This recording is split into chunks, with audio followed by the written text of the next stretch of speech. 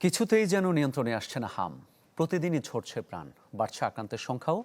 এ বিষয়ে আরও খবর জানাতে চাই আপনাদের। রাজধানী মহাখালী এলাকা থেকে যুক্ত হচ্ছেন সহকর্মী কাজী ফয়সাল। ফয়সাল, কি তথ্য আছে আপনার কাছে?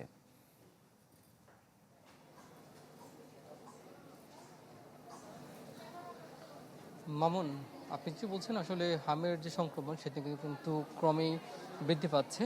তবে পাশাপাশি সরকার যে টিকাদানের ব্যবস্থা করেছে সেটি কিন্তু চলমান রয়েছে। সরকার বলছে যে টিকা আসলে দেওয়ার কারণে, সঠিকভাবে টিকা দেওয়ার কারণে হামের সংক্রমণ কমে আসছে, এটি কিন্তু সরকার পক্ষ থেকে বলা হচ্ছে। তবে আমরা হসপিটালে দেখেছি, আপনি দেখবেন যে এখানে কি পুরো এই যে মহাখালী কোভিড যে কোভিডের জন্য যে বিশেষ যে হাসপাতাল গড়ে তুলেছিল ঢাকা উত্তর সিটি কর্পোরেশন, সেই হাসপাতালে কিন্তু এখন হামের বিশেষভাবে চিকিৎসা দেওয়া হচ্ছে।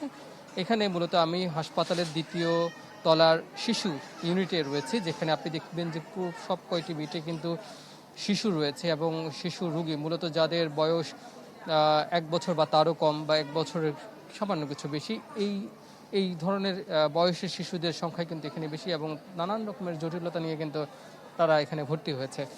এখানে হামের যারা চিকিৎসাধীন রয়েছেন তাদের সেই শিশুদের অভিভাবকরা বলছেন যে আসলে তারা তাদের শিশুদের শরীরে তারা দেখেছেন যে জ্বর থেকে শুরু করে নানান রকমের জটিলতা থেকেই তারা মূলত টের পেয়েছেন যে তাদের শিশুদের হাম হয়েছে এবং তারা কিন্তু এখানে এসেছেন এবং ভর্তি হয়েছেন।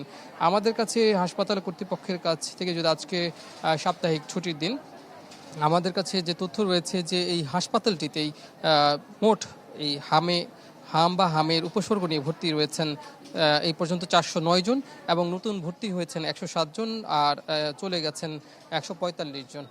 গতকাল কিন্তু আপনি স্বাস্থ্য অধিদপ্তরের যে তথ্য, সেই তথ্য বলছে গতকালই কিন্তু 12 জন হামে আক্রান্ত বা হামে উপসর্গ নিয়ে মৃত্যুবরণ করেছে। আর সর্বশেষ যে তথ্য সিলেট থেকে এসেছে যে 3টি শিশু গত সন্ধ্যা থেকে এই পর্যন্ত 3টি শিশু হামে আক্রান্ত হয়ে মারা গেছেন।